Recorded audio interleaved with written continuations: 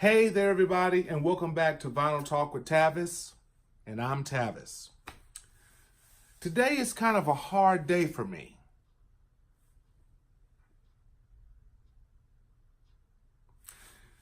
John Singleton, who directed the movie, his first movie, if I'm not mistaken, Boyz in the Hood, back in 1991, he passed away.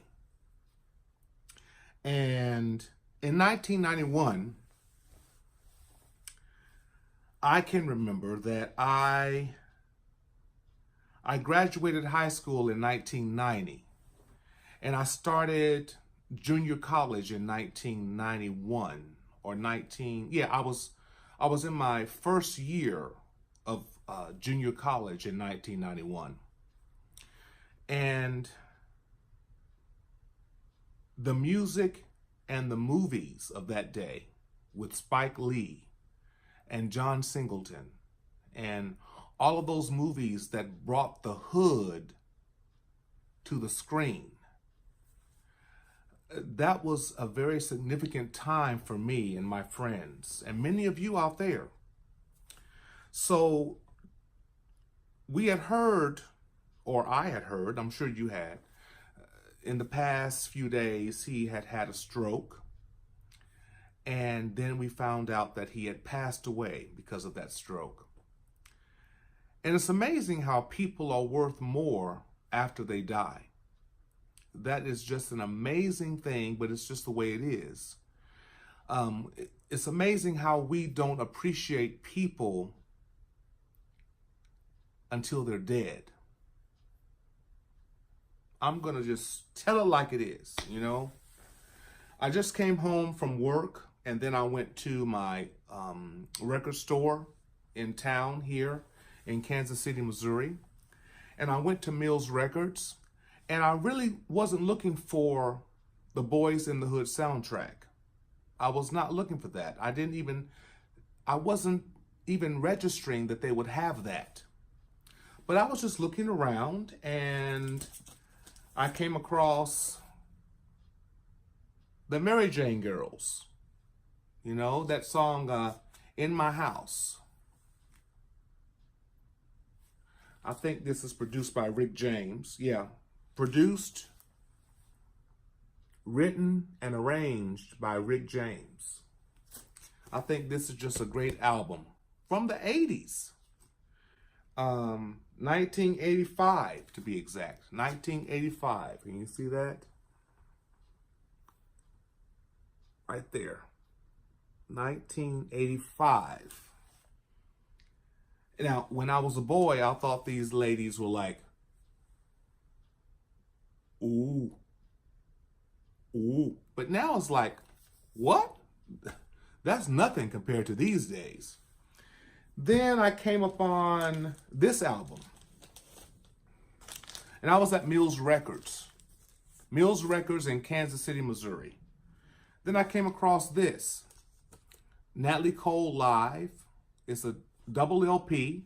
It was only $4.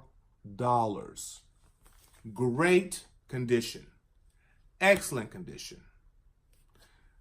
Rest in peace, Nat Lee Cole.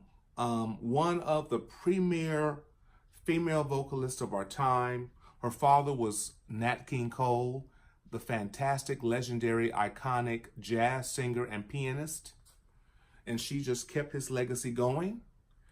I would love to get her album called Unforgettable on vinyl.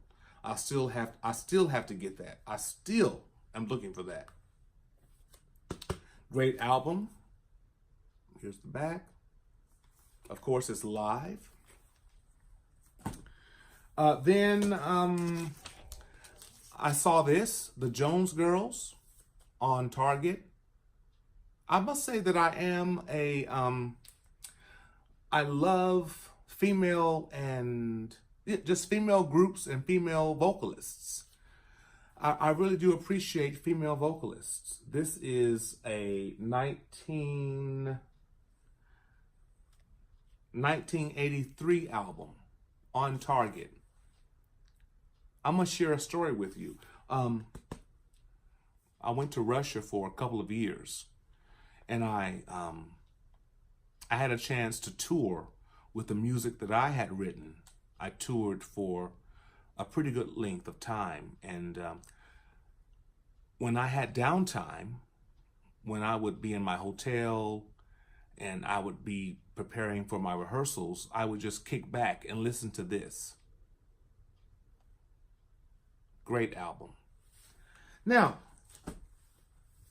when I went to Mills Records and I just happened to talk to a gentleman there who is pretty much in the back, and he just cleans the records and then he puts them where they need to go. I think he just cleans the records and then someone else stocks them. And I asked him, just by happenstance, I said, did you happen to have the Boyz in the Hood soundtrack?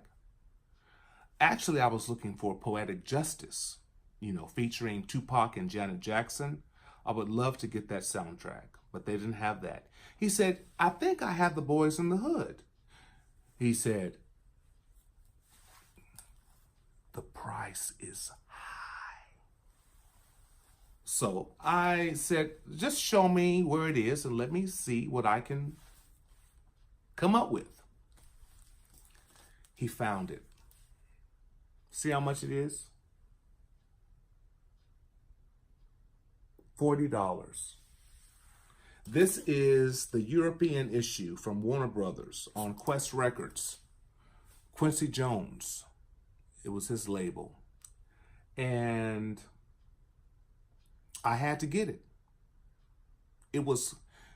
This is the most expensive album that I've ever purchased.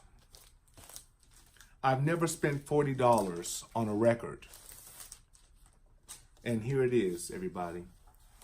Boyz in the Hood, 1991. Yeah, 1991. I just graduated high school. I was right smack dab in the middle of going to a junior college, going back and forth from home to school, home to school. And this movie came out. It was such a great representation of what my life was like.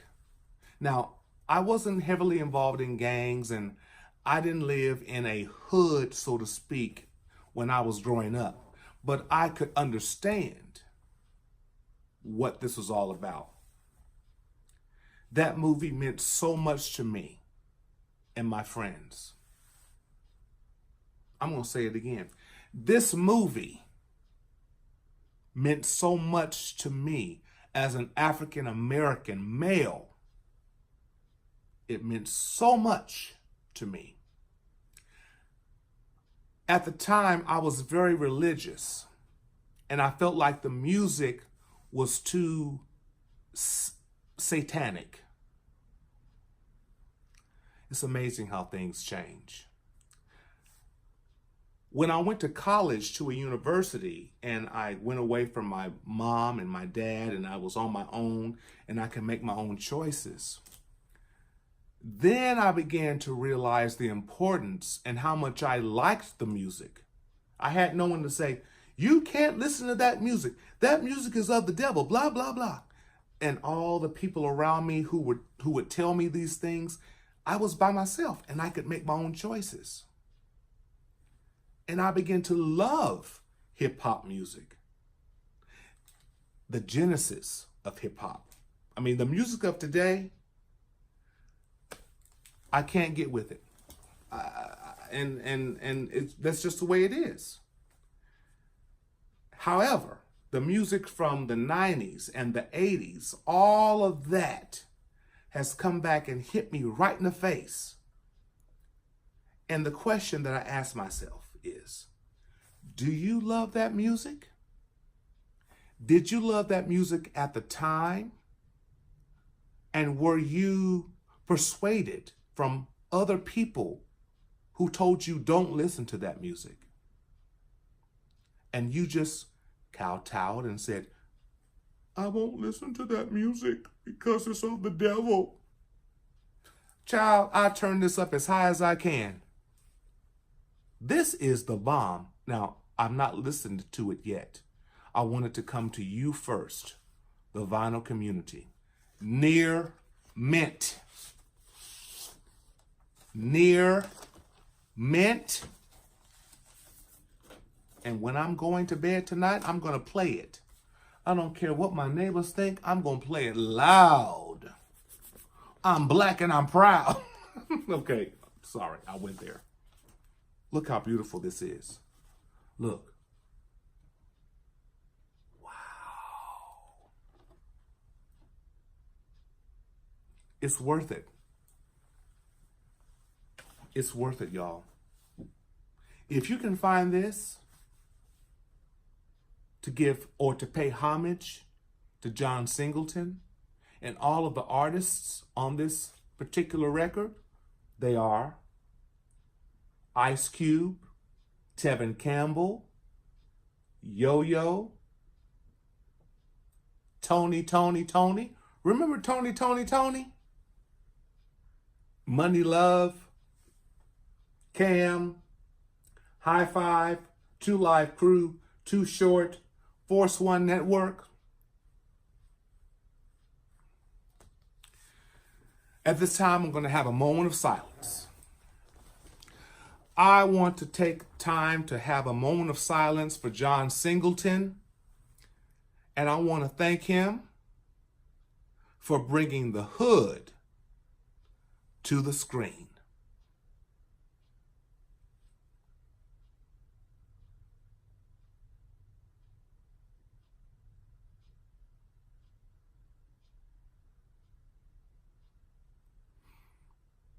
Amen.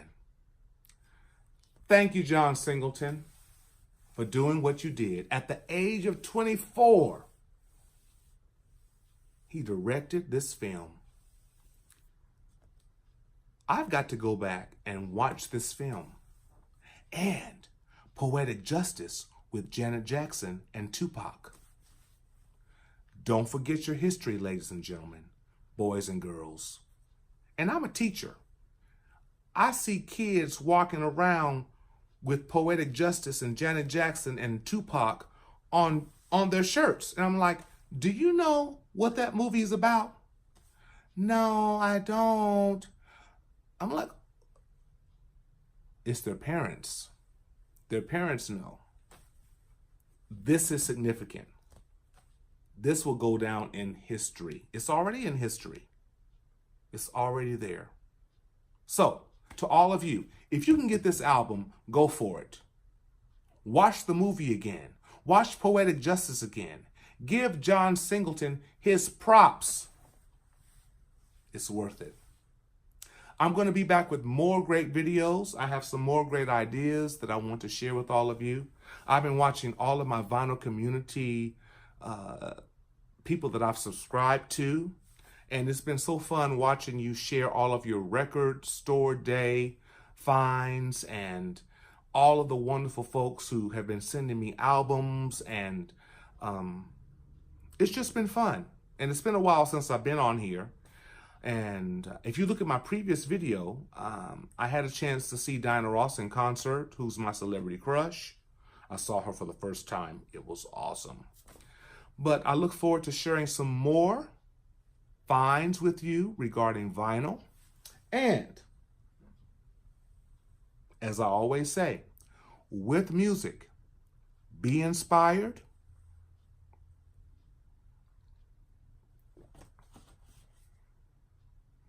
and stay inspired.